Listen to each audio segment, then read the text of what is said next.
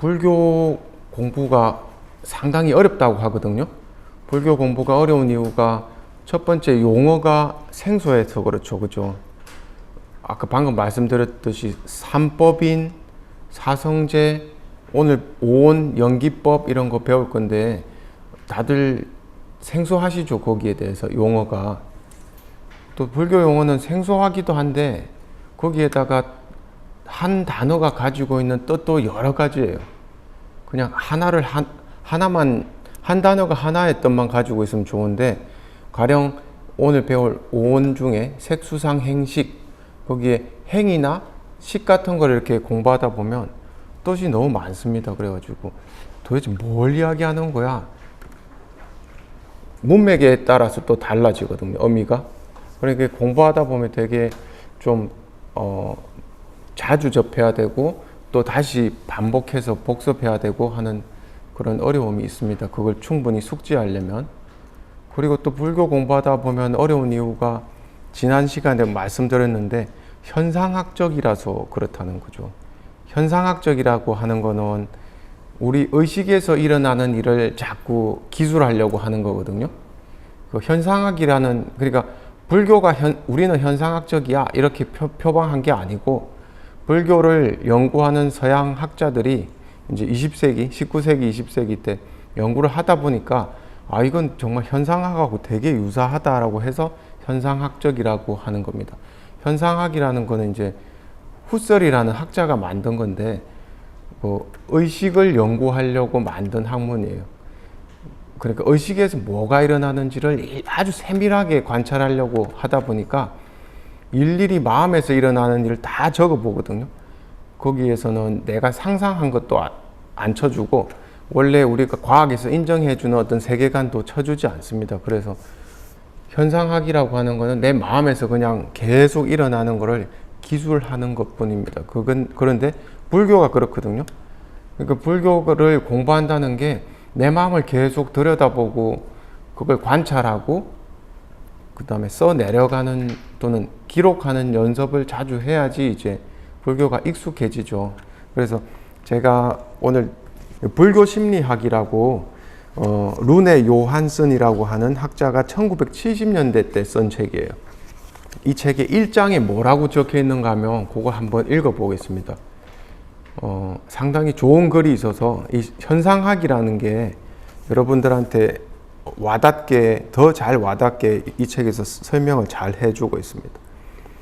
불교의 심리학적 배경 해가지고 이 루네 요한슨이 뭐라고 이야기하냐면 어쩌면 독자 여러분은 나와 마찬가지로 서구적 원칙에 따라서 교육을 받은 사람이거나 서구적 세계관을 가지고 있는 사람일지도 모릅니다.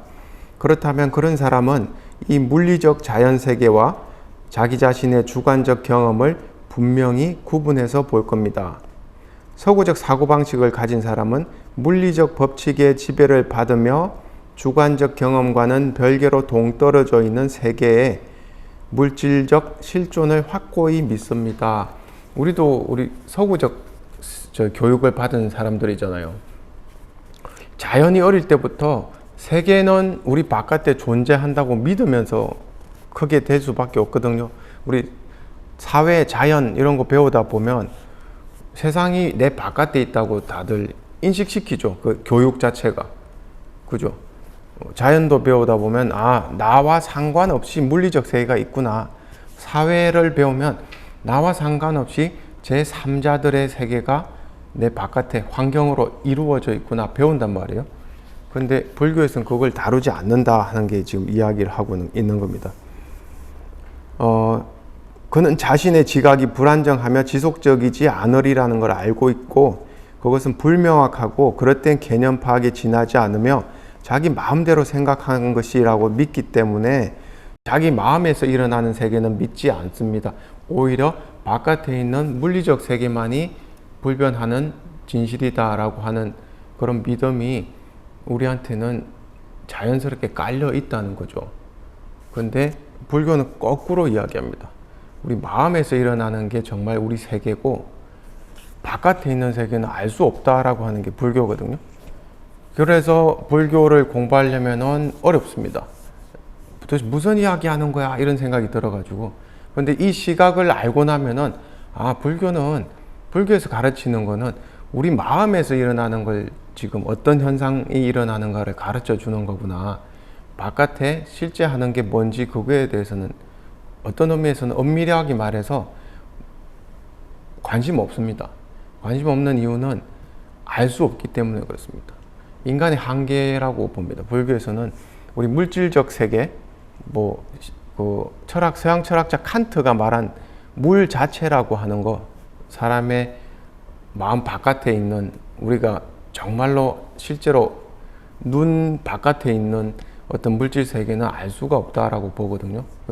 칸트도 알 수 없다고 말했고, 불교에서도 물 자체에 대해서는 관심이 없습니다. 왜냐하면 알 수 없는 것이기 때문에. 알 수 없다는 이유는 다른 말로 우리가 가지고 있는 인식은 전부 우리 마음속에서 만들어져 있는 구성물로 계속 조합해서 그걸 가지고 이제 우리가 인식을 하는 거기 때문에 알 수가 없습니다. 이거는 요즘 의식을 연구하는 서구 학자들이 이미 불교가 2500년 전에 부처님이 이야기하신 이런 내용을 다시 재정리해서 보여주고 있거든요. 우리가 인식을 한다는 거는 우리 마음속에서 바깥에 있는 사물을 어떤 특징으로 볼 수 있는 능력이 생겼기 때문에 그런 건데, 그거는 정말 그 생물이 진화하면서 만들어지는 거예요. 어떤 바깥 세계를 인식하는 그 능력은 애초에는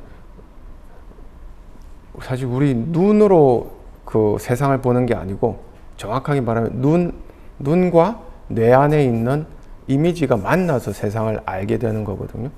그거를 이제 그런 능력을 가지려면은 그 생물이 진화하면서 이제 그 의식이 바깥 사물을 구분하는 능력을 이렇게 가지게 되는데, 엄청나게 오래 전에부터 이제 아주 오래, 그러니까 생명체가 발전하면서 오랫동안 진화하면서 생겨난 그 터득한 그런 능력입니다. 그래서 우리 세계를 본다는 것은 우리 마음속에 이미 저장되어 있는 여러 이미지들을 다시 재구성해 가지고 본다는 그 말입니다. 그래서 불교는 이미 그걸 알고 있었기 때문에 불교에서 다루는 것은 마음속의 세계입니다. 마음속의 세계인데, 마음속의 세계지만 그게 어떤 진실을 가지고 있는가를 꿰뚫어 보는 게 이제 불교의 가르침이거든요. 그래서 아까 말씀드린 그 현상학적이라는 이야기인데, 그래서 불교를 쉽게 공부하기가 어렵다는 겁니다. 근데 그 시각을 바꾸어 주면은 점차 수월하게 공부하실 수 있습니다. 그리고 또 불교가 공부하기 어려운 이유는 너무 빨리 다 알려고 하시기 때문에 그렇습니다. 그냥 천천히 공부하시면은 이렇게 터득해 나갈 수 있는 건데, 우리가 요즘 분들은 뭘 알려고 하면 단기간에 마스터 하려고 그러거든요. 단기간에 모든 걸 다 파악해서 알려고 하죠. 근데 그건 지성적으로는 알 수 있습니다. 그렇게 하면 우리 지력이 많이 발달해 가지고 요즘 분들은 책 한 권 금방 떼잖아요. 그죠? 마음만 먹으면은 책 한 권 떼버리고, 이 안에 있는 내용 대강 다 알겠다라고 하는데, 불교는 그렇게 알 수 있는 게 아니고 경험으로 터득해 나가는 거거든요. 그러니까 오랜 시간이 걸릴 수밖에 없습니다. 그래서 성급하지 않으면은 조금 더 쉽게 접할 수 있다, 이렇게 말씀드릴 수 있고, 그래서 세계관에 대해서 이야기를 하는데, 지난주까지는 우리가 자아에 대해서 많이 다뤘죠. 자아에 대해서 이야기할 때 불교에서 무아를 이야기했지만, 그리고 무아라는 게 뭡니까? 그 세상에 고정불변의 실체는 없다라는 것을 이야기해 주는 거죠. 그리고 그와 마찬가지로 내 안에도 고정불변의 실체, 참다운 나라는 건 없다 하는 게 이제 무아사상이거든요. 그런데 무아사상을 이야기하면서 심리학 이야기도 제가 말씀드렸어요. 심리학에서는 마찬가지로 자아가 형성된 것이다, 진실로 있는 건 아니다, 그렇게 이야기는 하지만, 불교에서 주장하는 바와 같이 나에 대해서 집착하지 마라, 그렇게는 말하지 않습니다. 그 대신 건강한 나는 굉장히 중요한 겁니다, 이렇게 이야기합니다. 그거 제가 지난 시간까지 말씀을 드렸죠. 건강한 나라는 건 굉장히 중요합니다. 그래서 심리학 쪽에서는 항상 건강한 개인을 최고로 여기거든요. 그래서 건강한 개인이라는 건 뭐냐면 사회 속에서 다른 사람들과 상호작용을, 인간관계를 잘 맺을 수 있는 능력이 있는, 그것도 하나의 역량입니다. 그 역량을 가지고 있는 사람은 이제 건강한 사람이라고 하는데, 그 건강한 사람은 그 중심이 어디 있냐면 자기 자아에 대한 건강한 자아관이 형성돼 있어야 되고, 자기 자아에 대한 건강한 감정이 형성돼 있어야 됩니다. 그러니까 나에 대해서 자신이 있어야 되고, 또 나라는 존재가 있다는 그 자체가 굉장히 자부심이 있고 기뻐야 됩니다. 그래야지 건강한 개인으로서 사회 속에서 활동을 할 수 있거든요. 그런데 불교에서는 그거를 이야기하지 않습니다. 그게 이제 서양에서 심리학에서 불교를 관심을 가지고 연구를 하다 보니까 어떻게 보면 가장 큰 문제로 보였어요. 불교에서 자꾸 무아를 표방해가지고 무아를 주장하고, 결국 해탈이라고 하는 거는 아무것도 실체라고 할 만한 게 없다는 걸 깨닫고 나라고 할 만한 게 없다는 걸 깨닫는 그 통찰을 얻었을 때 해탈이 된다고 말하기 때문에 그 자아의 해체를 주장하는 것처럼 들리죠. 그래서 우리 그 지난번에 그 링포체, 티베트에서 온 그 무슨 링포체였죠? 투룽파 링포체였습니까? 그분도 해탈이란 거는 자아의 가장 극단적인 실망이다 이렇게 말했잖아요. 그러니까 자아가 완전히 해체되는 걸 자꾸 이렇게 이미지화 시키기 때문에 오히려 불교를 연구하거나 또는 불교를 수행하려고 하는 분들이 마음속에 뭐가 있냐면 무한대, 내 자아에 대해서 얽매이지 말아야 되는데, 자아에 집착하지 말아야 되는데 하면서 은연중에 자꾸 자기 자아를 무시하거나 해체하려고 하는 생각을 해요. 그거 굉장히 위험하다고 생각합니다. 우리 심리학 쪽에서 보면 그렇게 한다고 불교식으로 자아에 대한 통찰이, 무아에 대한 통찰이 생기는 것도 아니고, 첫 번째. 두 번째, 그렇게 하면은 심리학적인 의미에서 자아가 붕괴가 되기 때문에 오히려 우울증에 빠집니다. 오히려 더 심각한 심리적 장애를 초래합니다. 그래서 제가 지난주에 들었을 겁니다. 말씀드린 바가 뭐냐면, 내가 없다, 나는 중요하지 않다, 그렇게 생각하지 마시라는 거예요. 불교를 배우더라도, 우리가 무아를 배우더라도 내가 없는데 나에 집착하지 말아야 되는데 내가 뭐라고 이런 식으로 생각하지 마시라고요. 되도록이면 내가 얼마나 대단한가 자부심을 느끼면서 사시는 게 훨씬 좋아요. 그런다고 해서 우리가 불교를 잘못 믿는 게 아니고, 건강한 자아가 형성된 다음에 정말로 중요한 거는 수행을 잘해야 되는 건데, 무아 수행이라는 게 나는 없어, 나를 믿으면 안 돼, 나라는 건 해체되어야 돼, 이렇게 잘못 생각하는 게 아니고 순간순간 자기 마음을 바라보고 알아차리는 그 자체가 무아 수행이라고 제가 그렇게 말씀드렸거든요. 그게 이제 지난주까지 했던 그 강의의 요지예요. 그래서 우리가 삼법인이라는 거는 부처님이 세계에 대한 실상을 설명하신 거예요. 세 가지 법칙으로. 재행이 무상하고, 모든 것은, 세계의 모든 것은 머물러 있는 게 없이 변하는 거고, 그 다음에 제법이 무하고, 만물이 다 실체가 없고, 그 다음에 일체 개고다. 모든 것이 괴로움이다, 또는 만족스럽지 못함이다. 그리고 하나 더 붙는다면은 열반이 적정하다. 그래도 거기에서 벗어나서 깨달음을 얻으면 모든 것이 평온해진다. 이 네 가지가 세계에 대한 법칙인데, 그걸 안다고, 무아에 대해서 그렇게 알았다고 해서 내가 애써서 무아를 없애려고 하면 안 된다고 제가 지금 말씀드렸어요. 그건 심리학적으로도 볼 때 굉장히 위험한 짓이고, 그리고 제대로 된 수행도 아닙니다. 그래서 부처님께서 무아를 없애려고 그렇게 하라고 하는 방법을 가르쳐 주신 적도 없고, 그리고 부처님의 제자인 아난다가 이제 부처님 돌아가실 때 묻죠. 스승님이 정말로 따르던 스승님이 이제 떠나시니까 너무 슬퍼서 스승님이 가시면 저희들은 어떡합니까? 누구에게 의지합니까? 이렇게 묻죠. 그랬더니 뭐라고 말씀하십니까? 너 자신에게 의지하고 법에 의지해라. 그죠? 그래서 너가 밝으니까 너한테 의지하고 법이 밝으니까 너 법에게 의지해라. 그리고 한마디 더 하셨어요. 그 뒤에 사념처에 의지하라고 했습니다. 사념처 수행에. 그래서 사념처 수행이란 거는 마음을 들여다보고 알아차리고 그 다음에 몸을 들여다보고 알아차리고 내 느낌을 들여다보고 알아차리고 법을 보면서 알아차리고 그 수행을 계속 하고 있으면 그 자체가 충분히 너가 의지할 수 있는 방법이다. 그게 우리가 지금 말하는 이제 무아 수행입니다. 그래서 무아라는 게 세상에 실체가 없다는 것을 깨닫는 순간이 언젠가는 오겠지만 그걸 생각으로 무한대 이렇게 하실 필요가 없다는 거예요.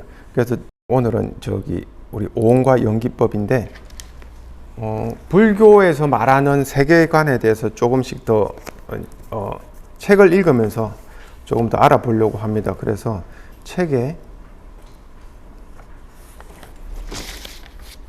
책 안 가지고 오신 분은 그냥 들으시면 됩니다.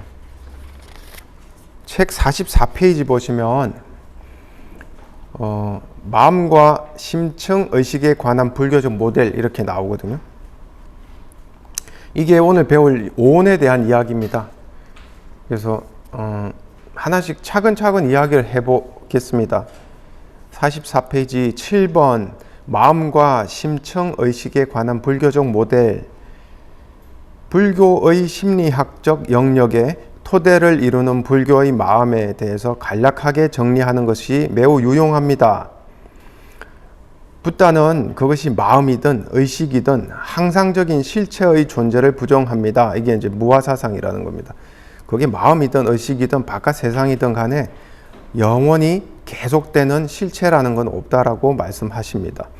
우리가 마음이라는 용어를 사용할 때 우리가 가리키는 것은 실제로는 정신과 물질의 복합체입니다. 그래서 이걸 명색이라고 합니다. 이것도 외워 놓으시는 게 좋습니다. 시험에도 잘 나오는 단어고 연기법 공부할 때도 꼭 나오는 거고 불교의 세계관에 대해서도 이야기할 때 명색이다 이렇게 이야기합니다. 그래서 불교에서 말하는 세계가 뭐냐?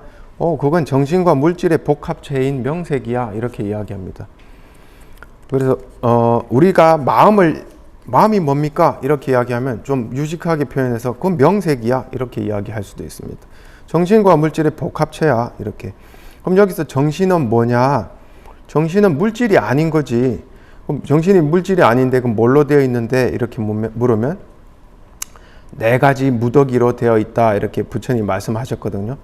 정신은 명색에서 명입니다. 정신은 나마라고 해서 이제 이게 한자로 번역했을 때 이런 명자를 쓰는데 이 정신이라는 것은 네 가지 무더기, 즉 느낌과 개념, 감각적 인상과 개념, 그리고 의욕적 활동, 그건 행위라고 하고요. 그리고 의식이 바로 그것입니다. 그래서 그걸 수상행식이라고 부릅니다. 수상행식. 우리 많이 들어보셨죠? 불교 배우다 보면 오온 이야기 하다 보면 색수상행식 이야기하는데 거기서 색만 빼고 나머지 수상행식을 이제 이 나마 또는 명 이렇게 또는 정신 이렇게 이야기하거든요. 그래서 그거는 이제 조금 더 설명해 드리고 조금 있다가 물질은 그 나머지 것, 즉 색이라고 하는 거는 색수상행식 중에서 수상행식을 제외한 것, 그것을 색이라고 하는데 이건 물질 세계를 의미한다 이렇게 이야기하거든요. 물질 세계가 뭔데? 라고 하는데 불교에서는 물질 세계를 이야기할 때 조금 다르게 우리가 지금 서구적 교육을 받은 우리하고는 조금 다르게 생각합니다. 물질 세계 하면 우리는 우리 바깥에 있는 뭔가 이 책상도 그렇고 이 불빛도 그렇고 모든 게 우리 바깥에 지금 존재하는 걸로 생각하고 그것들은 전부 원자, 분자 뭐 이런 걸로 그죠? 다 만들어져 있다라고 믿고 있잖아요. 그죠? 그러면서 관념이 금세 형성이 됩니다. 물질 세계 하면 내 바깥에 있는 모든 것들이 물질 세계지라고 이야기하죠. 그런데 불교에서는 물질이라고 이야기하면 물론 원자론을 이야기합니다. 원자론 이야기는 하지만 물질은 뭐로 이루어져 있지라고 궁극적으로 이야기하면 네 가지 성질로 이루어져 있어 이렇게 이야기하거든요. 그럼 네 가지 성질이란 게 뭐지? 하면은 여기 나오는 지수화풍의 네 가지 성질로 이루어져 있어. 지수화풍이라고 하면은 우리가 흔히 그 예전에 우리 고대 철학 같은 거 서양 철학도 공부할 때 고대 철학에서도 또는 인도의 철학에서도 세계는 지수화풍으로 이루어져 있어 이렇게 많이 말을 해요. 그래서 땅의 요소, 그 다음에 불의 요소, 물의 요소, 바람의, 공기의 요소 이런 걸로 다 이루어져 있다 이렇게 이야기합니다. 그러면 언뜻 듣기에 땅의 원자들로 이루어져 있고 물의 원자들로 이루어져 있고 그런 걸로 이루어져 있을 것 같이 지금 이야기하는 걸로 들리는데 그렇다기보다는 성질로 이야기합니다. 성질로. 땅의 성질, 물의 성질, 불의 성질, 그리고 바람의 성질 이렇게 이야기합니다. 그럼 땅의 성질이란 게 뭘까요? 땅의 성질은 결국 응집되어서 딱딱해지고 굳어져 있고 뭔가 이 고체화되어 있는 이걸 땅의 성질이라고 해요. 그럼 세상 모든 게 땅의 성질로 이루어져 있는 게 있고 물의 성질로 이루어져 있는 게 있고 그 다음에 불의 성질. 불의 성질은 우리가 활활 타오르는 걸 불이라고 이야기하잖아요. 그죠? 열기가 있는 걸 불의 성질이라고 합니다. 열이 있는 것. 그러면 열기가 있는 게 있고 물의 성질은 유동성이죠. 계속 이렇게 어디든지 물이 못 들어가는 곳은 없습니다. 공간이 있으면 물은 어디든지 들어갈 수 있고 침섭적이고 유동성이 있고 그럼 그걸 물의 성질이라고 합니다. 땅의 성질은 딱딱하게 굳었거나 아니면 덩어리져 있거나 뭉쳐져 있거나 그래서 그걸 뚫고 지나가기가 아주 어려운 걸 땅의 성질이라고 합니다. 그래서 땅의 성질, 물의 성질, 불의 성질, 또 바람의 성질. 바람의 성질은 변화무쌍한 걸 바람의 성질이라고 합니다. 그래서 세계의 모든 그 물질 세계를 관찰해서 통찰을 통해서 보면 결국 이 네 가지 성질로 돼 있더라. 그건 물질의 세계다라고 합니다. 그거 수긍을 하실 수 있겠어요? 그건 물질 세계를 그렇게 부를 수도 있겠구나. 원자로 따져서 뭘로 어떤 요소로 이루어져 있는지 화학자들처럼 그렇게 따지는 것보다 어떤 성질로 돼 있다라고 볼 수도 있겠구나. 그래서 우리가 책상을 두들겨 보면 이 4대 요소가 다 들어가 있는데 또 불구하고 땅의 성질이 제일 강하죠. 이 책상은. 공기, 우리 지금 에어컨 공기가 계속 돌고 있습니다만 이건 바람의 성질이 제일 많고 그 다음에 물의 성질이 제일 많은 게 있을 거고 그게 이제 우리가 말하는 물질의 세계거든요. 물질 세계는 다른 말로 보면 굉장히 현상학적입니다. 이렇게 설명한 자체가 제가 딱딱한 동전은 딱딱하죠. 금속으로 돼 있어서 그 동전을 한 10분 이상만 이렇게 쥐고 이렇게 다니고 있으면요 순간적으로 동전이 말랑말랑하게 느껴질 때가 있거든요. 동전을 쥐고 있는 느낌 그대로 있습니다. 근데 동전이 말랑말랑하게 느껴져요. 그러면 내 의식에서는 말랑말랑한 동전이라는 의식이 이렇게 떠오르거든요. 여러분들 다음에 만약 동전이나 아니면 다른 금속을 계속 오랫동안 쥐고 있으시면 나중에 이게 말랑말랑한 느낌이 듭니다. 당연히 이거는 설명하면 손이 말랑말랑하니까 손 때문에 그런 느낌이 드는 건데 어쨌든 내 의식 상태에서는 말랑말랑한 동전이라고 느껴지죠. 그럼 결국은 갑자기 동전의 성질이 물의 성질로 변한 거예요. 유동성이 있는 말랑말랑한 성질로. 그건 내 인식 세계에서는 그렇게 일어난다는 거예요. 그죠? 그러니까 어쨌든 제가 하는 말씀은 이 의식의 세계로 이렇게 세계를 봤을 때 그 네 가지 4대 물질의 네 가지 성질로 설명을 할 수가 있다는 겁니다. 그리고 체험이 된다는 겁니다. 그래서 우리가 물질 세계를 이야기할 때 서양 사람들이 이야기하는 물질적인 세계를 이렇게 관념적으로 떠올리는 것보다는 내가 직접 체험하는 물질의 세계를 마음에서 체험하는 물질의 세계를 인식하시면 돼요. 그러니까 불교는 관념적이지가 않습니다. 불교 우리 공부를 하다 보면 경험에서 일어나는 걸 기술하다 하는 게 맞습니다. 그래서 책상은 딱딱해 라고 하는 거는 굉장히 관념적인 생각입니다. 그죠? 책상에서 오랫동안 이렇게 앉아있으면 딱딱한 나무가 어떤 때는 되게 편하게 느껴질 때도 있거든요. 그럴 수 있죠. 그럼 그건 내 인식에서 일어나는 일이잖아요. 그럼 책상은 포근해라고도 할 수 있죠. 다른 말로 우리가 침대를 고를 때 딱딱한 침대를 고르는 분도 있고 말랑말랑한 침대를 고르는 분도 있고 나무로 된 침대를 고르는 분도 있을 건데 어떤 사람한테는 나무 침대가 굉장히 푹신하고 포근하게 느껴진다고도 말하거든요. 그럼 그건 그 사람의 의식에서 일어나는 나무 침대입니다. 그러니까 그게 정확한 기술입니다. 현상학적으로. 그 불교라는 거는 그 사람 마음에서 일어나는 게 뭔지를 보는 겁니다.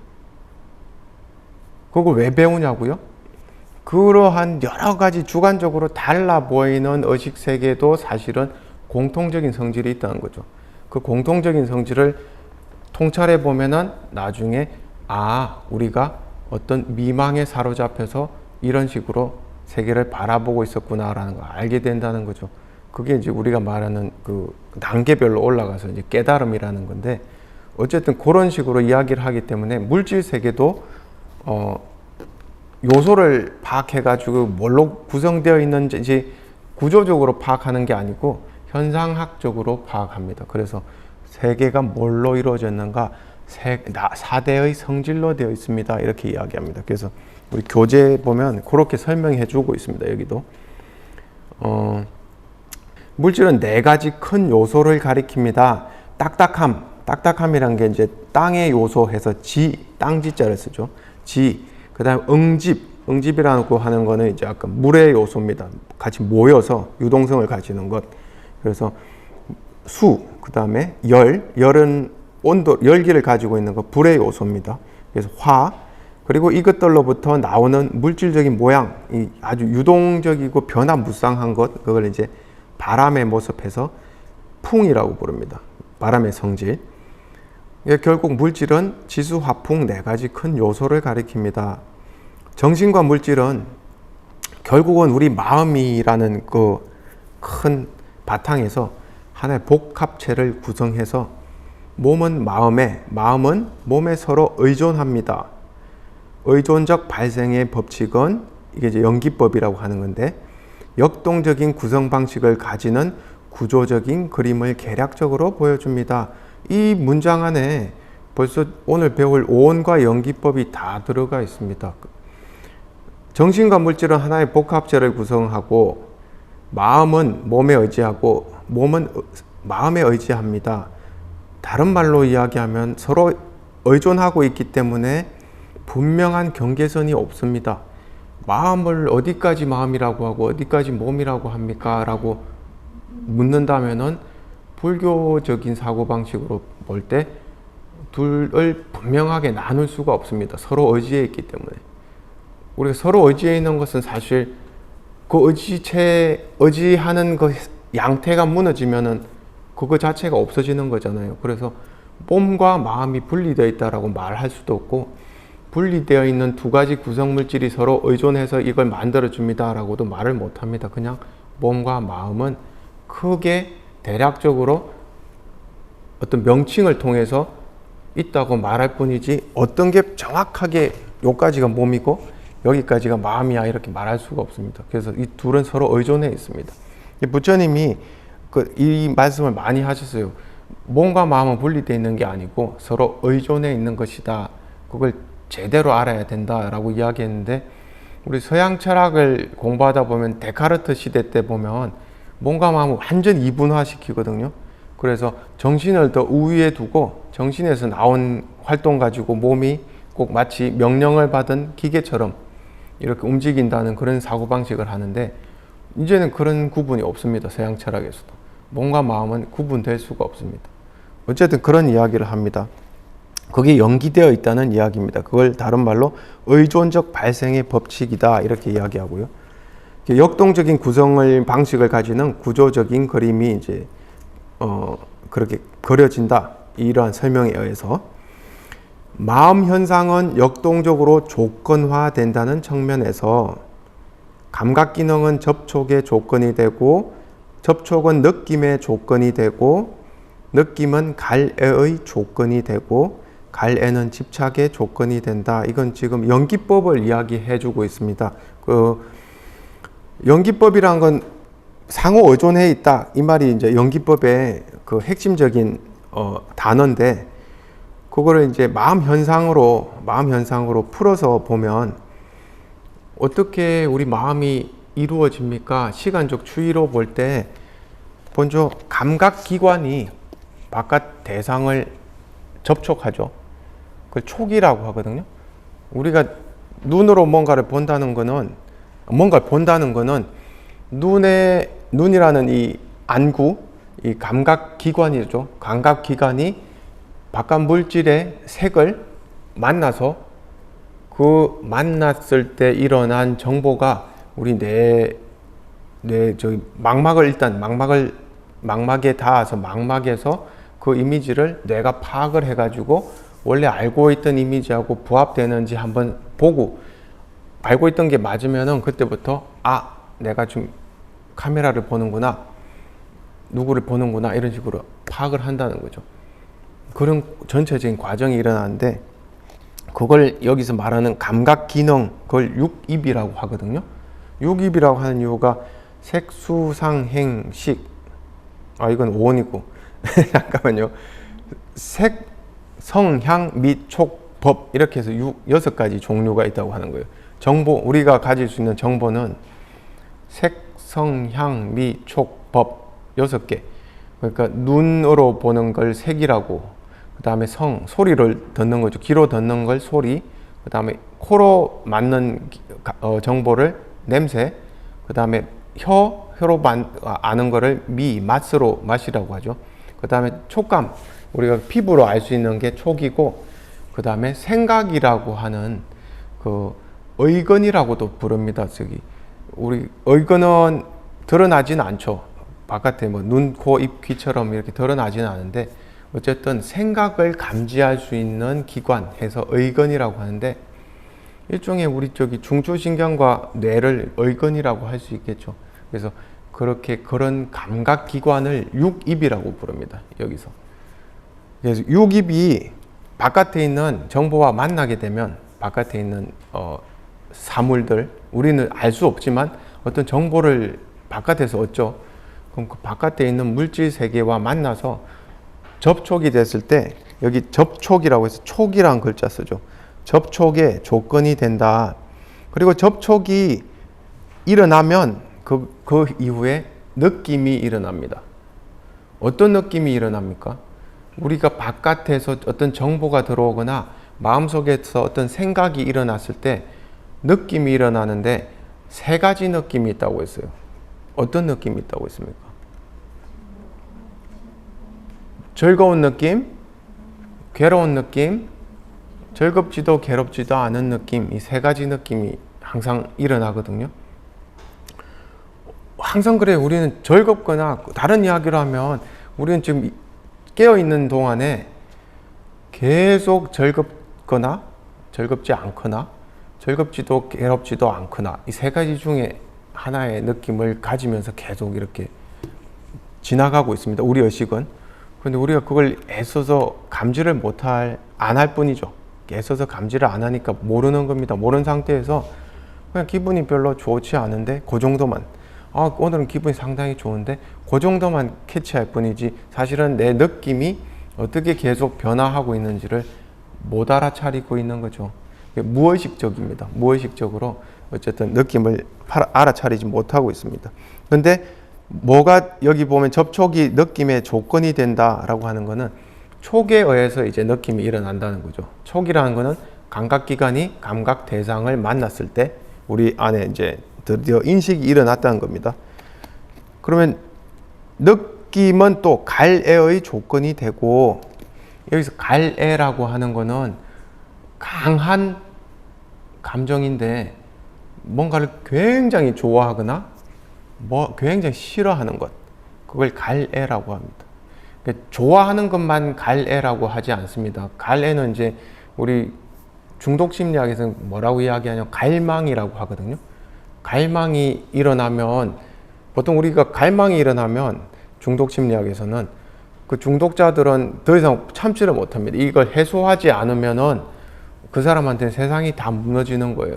갈망이 일어나지 않게끔 계속 우리가 제어를 해주는 게 치료자들이 하는 건데, 마찬가지로 우리 보통 사람들도 마음에서 갈애가 일어나면 그걸 반드시 해결하려고 해요. 해결한다는 거는 지금 내가 취하려고 하는 대상을 꼭 취하려고 하는 마음이 일어납니다. 그게 이제 그걸 갈애라고 하거든요. 근데 갈애가 좋아하는 걸 취하려고 하는 마음만 갈애라고 하지 않고, 싫어하는 걸 도망가려고 하는 마음도 갈애입니다.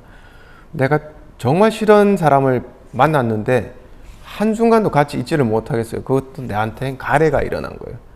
그래서 느낌이 갈애의 조건이 됩니다. 좋은 느낌은 결국은 나한테 갈망을 불러일으키고, 굉장히 혐오스러운 느낌은 도망가려고 하는 갈애가 일어납니다. 그래서 느낌은 갈애의 조건이 되고, 결국 갈애는 그 갈망이 자꾸 일어나는 그 대상은 나중에 큰 집착이 되죠. 집착이 돼서 거기 떨어져 나갈 줄을 모릅니다. 우리 마음이 아예 거기 딱 붙어버립니다. 그래서 그냥 항상 그것만 생각하고 있죠. 그걸 이제 우리가 집착이라고 하고 취라고 부릅니다. 연기법에서는. 그래서 이러한 과정으로 우리 인식이 일어난다라는 걸 이야기를 해주죠. 이걸 결국 다른 이야기로 보면 우리 마음이라는 건 여러 가지 조건들에 의해서 일어나기 때문에 결국 나라고 부를 게 하나도 없다. 이게 이제 무아 이론인데, 무아 이론은 결국은 불교에서 말하는 마음 현상에 대한 기술에 따라서 결국 실체가 없다는 걸 다시 드러내주고 있습니다. 그래서 이 책에서도 무아 이론에 의하면 정신과 물질의 복합체 안에서도 밖에서도 지속적인 실체를 도저히 찾을 수가 없다, 이렇게 이야기합니다. 그래서 여기서 보면 연기법에서 항상 뭐는 무엇의 조건이 되고 뭐는 무엇의 조건이 되고 이렇게 이야기하죠. 근데 주의하실 거는 이게 원인이라는 이야기가 아니고 조건이라는 이야기입니다. 조건과 원인은 다르죠. 원인은 직접적인 어떤 그 일이 이루어지게끔 하는 직접적인 것이라고 한다면은, 조건은 간접적인 거죠. 간접적인 도움을 주는 겁니다. 그래서 반드시 느낌이 접촉은 느낌의 조건이 되고 이렇게 말한다면, 접촉만 있어서 느낌이 일어난 건 아니고, 어떻게 보면 그렇게 이야기할 수도 있는 겁니다. 너무 이제 많이 들어가면은 재미가 없으니까 그 정도로 하고요. 그래서 결국 의식이라는 거는, 또는 마음이라고 하는 건 역동적인 연속체입니다. 어디 하나 머물러서 이거는 원래 마음의 본 모습이야 이렇게 할 게 없다는 겁니다. 그래서 역동적인 연속체로서 마음의 본성은 결국 의식의 흐름과 같은 용어로 기술됩니다.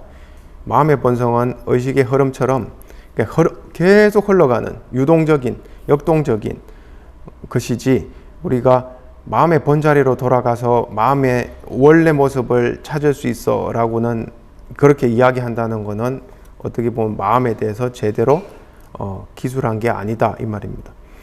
의식의 흐름은 또한 임계의식 밑에 차원, 즉 세 가지 차원에서 기능하는 잠재적인 의식 차원도 포함된다. 우리 의식의 흐름은 지금까지 뭐 바깥 대상부터 해가지고 인식이 어떻게 일어나서 애착까지 이렇게 가는 과정, 이게 하나의 흐름인데, 이 흐름이 임계의식 밑에 차원, 즉 세 가지 차원에서 기능하는 잠재적인 차원도 포함된다. 의식의 흐름이 우리가 지금 방금 기술한 거는 표면적인 의식에 대한 이야기고요. 그 밑에는 또 다른 잠재적인 의식의 그 영역이 있어서 그것도 사실은 의식의 영역에 포함된다, 이런 이야기를 지금 하고 있는 겁니다.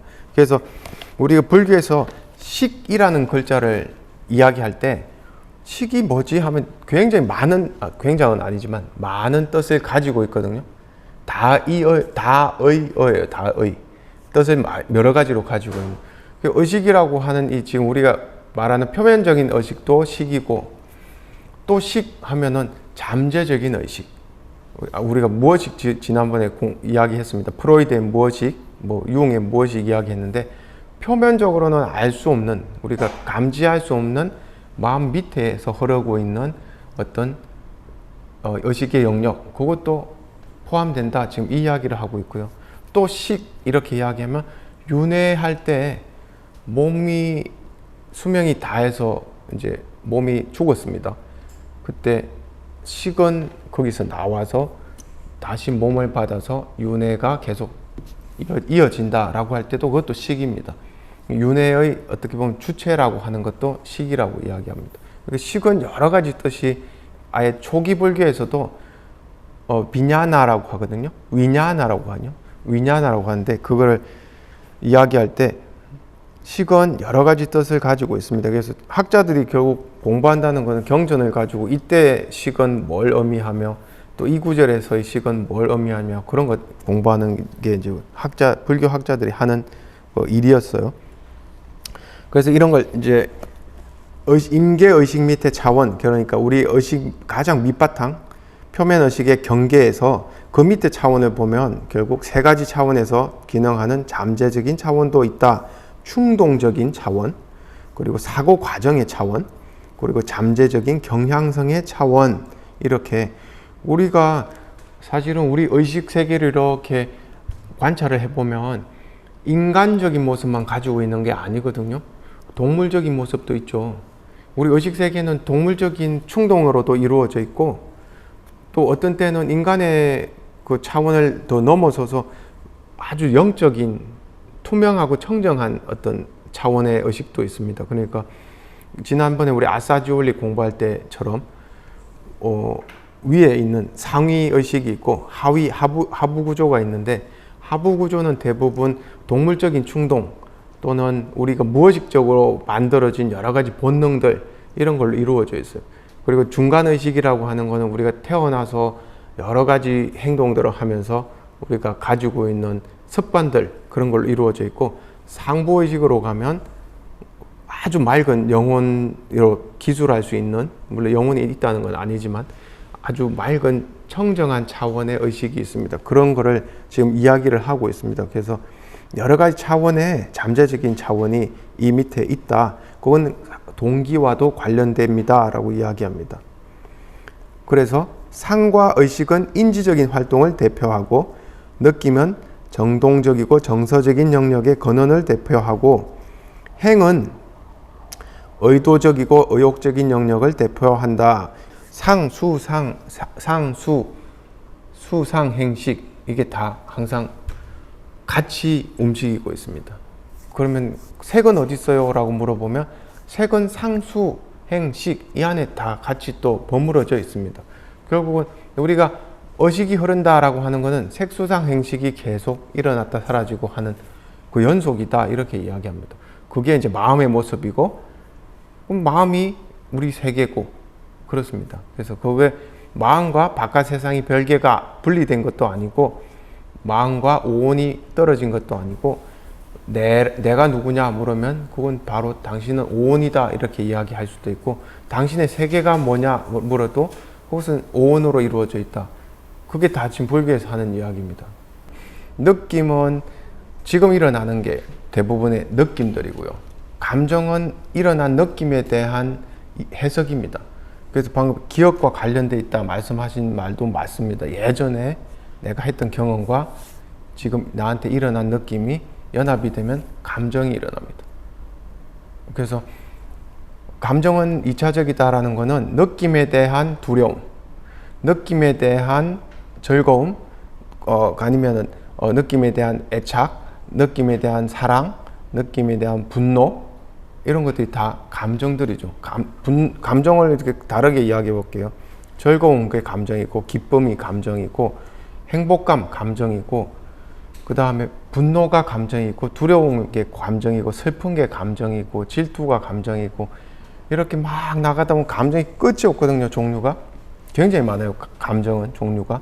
근데 느낌 아까 몇 개 있었어요. 즐거운 느낌, 즐겁지 않은 괴로운 느낌, 그 다음 즐겁지도 괴롭지도 않은 느낌, 무덤덤한 느낌 이 세 가지가 있다고 했습니다. 그래서 느낌과 감정에 대해서 잠깐 구분해 봤고요. 또 아까 인지적 과정은 어떻게 일어납니까 했을 때 식이 결국 인지적 과정입니다. 그럼 상은 뭐예요? 상? 색수상 행식 할 때 상은 어디에 해당합니까? 그것도 인지적인 쪽에 들어간다고 지금 우리 책에도 나와 있죠. 상과 의식, 상과 식은 인지적 활동을 대표하고 느낌은 정동적, 정서적 영역을 대표하고 행은 의도적, 의욕적 영역을 대표한다. 이 세 가지 영역은 아리스토텔레스도 이렇게 말했다. 이런 식으로 이야기했는데 상은 이미지라고 해줘. 이미지가 우리 마음속에 들어와야 그 이미지에 대한 해석이 나오죠. 이렇게 이미지 플러스 이미지에 대한 해석. 그걸 이제 우리 심리학이나 철학 쪽에서는 perception하고 cognition이라고 두 개를 나누는데 지각과 인식이라고 이렇게 이야기하죠. 그 감각기관으로부터 정보를 들어온 것이 지각이라고 하면 지각을 그 정보를 이해하고 해석하는 걸 인식이라고 합니다. 그래서 이 두 가지 기능이 같이 일어나야지 인지 기능을 그렇게 이야기하거든요. 누군가를 봤을 때 한참 쳐다보고 한참 뭔가를 이렇게 계속 머릿속에서 굴려야지 이해가 되는, 파악이 되는 사람이 있고, 즉 보자마자 파악이 되는 사람도 있고, 하지만 똑같은 과정이 일어납니다. 저 사람 누구지? 옛날에 있었던 기억을 계속 소급해가지고 옛날에 만났던 그 사람이구나. 또 어떤 사람은 보자마자 내 가족이니까 금방 아는 사람도 있고. 하지만 둘 다 감각적 정보가 일단 들어와서, 이미지가 들어와서 이미지를 내가 가지고 있는 기억하고 대조해 본 다음에 맞았을 때 파악하고 이해하는 거잖아요. 그죠? 그러니까 그 둘 다 인지 기능이 인지 과정은 똑같습니다. 그냥 시간이 조금 길이가 다를 뿐이지.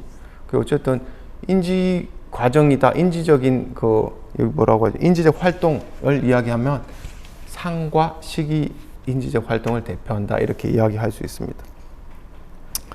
왜 이렇게 말씀드리냐? 이게 오온을 구별하는 방법이라서 여러분들의 말씀드려요. 행은 뭡니까? 그럼 행. 행. 의지라고 우리 많이 표현합니다. 행. 의지는 되게 구체적으로 말한 거고, 행은 이미 마음이 이렇게 쏠리는 상태입니다. 마음이 어떤 대상을 향해서 이렇게 쏠리는, 물론 이렇게 이미지로 표현하면 이렇게 쏠리는 거지만 사실은 어떻게 그려볼 수가 없죠. 마음이 어디인가 쏠린다는 거를 표현하기가 참 어려운데, 그걸 이제 행이라고 합니다. 어떤 이미지, 어떤 대상이 마음에 들어왔을 때 어떤 대상한테는 마음이 쏠리지 않을 수도 있죠. 별 관심이 없을 수도 있습니다. 근데 어떤 대상에게는 마음이 이렇게 갑니다. 그죠? 그럼 그걸 행이 움직인다라고 합니다. 행이. 싫은 것도 마음이 움직일 수 있죠. 좋은 것에도 당연히 마음이 갈 수도 있고요. 그럼 내가 마음이 이렇게 움직이는 거를 보면, 우리가 이제 법을 관할 때, 사념처에서 법을 관할 때, 행이 일어나는구나 하고 알게 됩니다. 내 마음에서 행이 일어나는구나. 마음이 어딘가 쏠리는구나. 이렇게. 그래서 우리가 지금 배우고 있는 이 오온의 이 단어들이 결국은 나중에 수행할 때 법념처라고 해서 마음에 일어나는 여러 가지 요소들을 이렇게 살펴보는 때가 있거든요. 그럼 그걸 이제 내 오온에서 식이 일어나는구나. 그리고 사라지는구나. 상이 일어났구나. 그리고 머물러 있다가 사라지는구나. 그거 지금 보는 게 법념처예요. 그거 연습을 하는 거거든요. 그러니까 어쩌면 기본적으로 알아놔야 될 용어들입니다. 지금 배우고 있는 게. 네 가지 계속 읽어보겠습니다. 45페이지. 오늘 수업은 어쩔 수 없습니다. 이론적인 거를 좀 알고 우리가 넘어가야 되기 때문에 지겹더라도 책을 읽고 계속 하겠습니다. 네 가지 비물질적 그룹 해가지고 가로 열고 남아, 명 이렇게 돼 있는데 뭐를 이야기하는 거예요? 예, 수상행식. 예. 수상행식은 좀 더 구체적으로 명료화할 필요가 있다. 느낌에는 세 가지 느낌이 있는데 즐거운 느낌, 괴로운 느낌, 중립적인 느낌이 있다. 느낌은 또한 육체적인 느낌과 정신적인 느낌이 있다. 바깥에 물질적인 정보가 들어왔을 때 그것으로부터 느낌이 일어나는 걸 물질적인 느낌이라고 한다면은 마음속에서 어떤 상념이 탁 떠올라가지고 이미지가 이 상이죠. 상이 떠올랐을 때 거기에 대한 느낌이 탁 일어나면 그거는 정신적인 느낌이죠. 배가 고플 때 맛있는 음식이 탁 떠오르면은 그것 때문에 느낌이 기분이 좋아지잖아요. 그럼 그건 정신적인 느낌이죠. 근데 실제로 바깥에 중국집 음식 냄새가 이렇게 코를 스쳐 지나가면 그때도 똑같이 느낌이 일어나거든요. 그건 물질적인 느낌이죠. 그런 구분이 이제 될 수가 있겠죠. 예. 그래서 육체적인 느낌과 정신적인 느낌으로 분류한다. 즐거운 느낌은 감각의 대상 또는 감각적 대상에 대한 집착과 감각적 탐욕에 대한 숨어있는 잠재적인 경향성을 불러일으킨다. 그래서 아까 우리가 애가 생기고 취가 생긴다고 말했습니다. 그게 갈 애가 생기고 즐거운 느낌을 자꾸 이렇게 탐하다 보면 나중에 즐거운 그 이미지만 탁 떠오르면 굉장히 빠른 순간에 느낌도 일어나고 갈래도 일어나고 그 다음에 내 집착하는 마음이 일어나면서 행이 일어납니다. 마음이 확 쏠려가지고 그쪽으로 가고 싶은 그건 이제 행이 일어났다고 하거든요. 그걸 이제 잠재적인 경향성이 있기 때문에 그렇게 강한 집착이 생기고 그렇습니다. 괴로운 느낌은 또 잠재하는 화와 분노를 불러일으킵니다. 괴로운 느낌이라는 거는 이미지, 마음속에서 싫은 이미지 또는 직접 바깥 대상에서 싫은 어떤 그 정보가 딱 들어왔을 때 거기에 대한 느낌이 윽 하는 괴로운 느낌이 일어나거든요. 그러면서 분노가 일어나요. 마음에서 내가 왜 이게 나한테 왔지? 하는 이런 분노, 저항감이 일어납니다. 그럼 그러한 화와 분노를 불러일으킵니다. 수행의 길로 나가는 성인은 수행을 자꾸 하다 보면 자신도 모르게 어디에 취가 생길까요? 애착이 생기고 어디에 갈망이 생길까요? 즐거운 느낌에 스스로 자기도 모르게 수행이 주는 즐거움에 빠집니다. 수행도 즐거움이 있거든요. 그죠? 우리가 말하는 감각적 쾌락하고는 다릅니다. 굉장히 편안하고 만족스러운 어떤 느낌이 있거든요. 그 느낌을 자꾸 이제 가지고 싶은 마음이 드는 거죠. 그건 자기도 모르게 수행을 하면서 접촉이 일어나고 수행의 느낌과 접촉이 일어나고 그것으로부터 그 애가 생깁니다. 갈 애가 생기고 그것으로부터 집착이 생기고 그러면서 자신도 모르게 수행으로부터 오는 즐거움을 자꾸 취하려고 하는 마음이 생기고 반대쪽으로 수행에서 오는 즐거움과 다른 것들이 오면은 혐오감이 생깁니다. 그건 이제 괴로운 느낌이 오는 거죠. 수행을 통해서도 이러한 똑같은 과정은 일어난다는 거죠. 인식적으로 그걸 이제 우리 연기법에서 심리적 과정을 이야기할 때 이렇게 이야기하는데 중생들만 이렇게 가지는 게 아니고 우리 무루법을 닦으려고 이렇게 자꾸 수행하는 사람들한테도 은연중에 자신도 모르게 이러한 마음이 경향성을 가지게 된다는 겁니다. 그러면 좋지도 싫지도 않은 거는 느낌이 아닌데 그건 무슨 상관이 있어요? 라고 물을 수 있죠. 좋지도 싫지도 않은 것도 느낌입니다. 그런데 그 느낌은 무덤덤한 느낌이겠죠. 별 상관하지 않는 느낌. 뭐 나한테 좋지도 않고 싫지도 않은데 내가 무슨 상관이야 하는 그런 느낌이죠.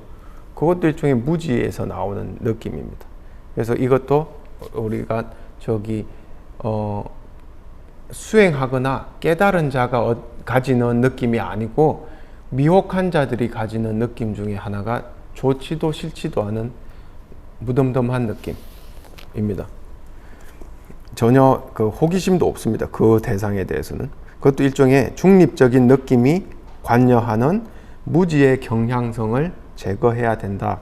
그래서 수행의 길로 나가는 성인은 즐거운 느낌에 대한 집착의 경향성을 제거해야 되고, 괴로운 느낌에 대한 싫어함의 경향성을 제거해야 되고, 중립적인 느낌이 관여하는 무지의 경향성을 제거해야 됩니다. 우리 수행자들이 가지는 괴로운 느낌에 대한 싫어함의 경향성이 어떻게 보통 나올까요? 우리 가끔 수행하시는 분이나 아니면 또 우리 제가자들 분들 중에서도 수행하시는 분들이 가끔 다시는 안 태어날 거라고 그런 이야기 하시는 분이 계세요. 사실 우리 불교 믿으면서 사바세계에 복잡하고 정신 시끄럽고 너무 일도 많고 다시는 이런 데 안 태어나고 싶다고. 그게 지금 여기서 말하는 괴로움 느낌에 대한 싫어함의 경향성입니다.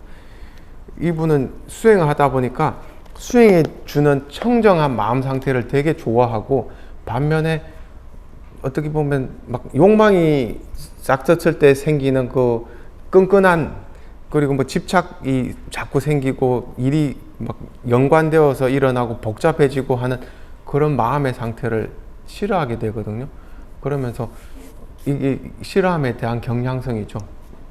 자신도 모르게 혐오감을 자꾸 만드는데 그것도 무지하다는 겁니다, 사실은. 그래서 그것들 연기법을 우리가 공부하는 이유는 마음을 관찰할 때 이 불교식으로 관찰을 하면서 마음에서 일어나는 무지의 경향성을 자꾸 없애려고 이렇게 우리가 공부를 하는 거예요. 그래서 연기법을 뭐 외울 필요는 없지만, 내가 마음에서 뭔가가 일어났을 때, 내가 지금 갈망이구나, 이게. 내가 갈망을 넘어서서 이건 굉장한 집착이구나. 집착을 넘어서서 이건 하나의 습관이구나. 내 존재 자체가 이 대상이 나한테 오기만 하면 막 흔들리는구나. 이제 그게 유라고 하거든요. 습관적으로 완전히 그 대상에 대해서는 내가 떨어질 수가 없게 돼버리는 그러한 집착보다 더 큰 단계죠. 그러면 이제 그게 업력이라고 해서 다음 생을 이제 예약해 놓는 겁니다. 다음 생에 내가 그 대상을 만나면 어차피 흔들리게 돼 있으니까 이 윤회를 못 벗어나는 거죠. 다른 말로 이야기하면. 그러니까 그런 식으로 이제 이렇게 윤회가 형성된다는 걸 이제 불교에서 연기법으로 설명을 해주는데, 우리가 그 연기법을 이렇게 터득하고 공부를 자꾸 하면서 마음에서 일어나는 걸 관찰하다 보면은 내가 지금 뭐가 일어나는구나 자꾸 보게 되죠. 그게 이제 우리가 말한 법념처라고 하거든요. 법을 관한다라고 하고, 법의 어떤 요소가, 마음의 요소, 심적 요소가 일어나서 내가 뭔가 일어났구나, 그리고 계속 그 지켜보고 있으면은 머물러 있구나, 그리고 약해지고 사라지는 걸 보면서 이제 사라졌구나, 이렇게 아는 겁니다. 그러한 그 관찰을 자꾸 하는 걸 이제 법념차라고 하는데, 그런 걸 자꾸 해줘야지 이 무지의 경향성을 제거할 수 있다, 이렇게 이야기하는 겁니다.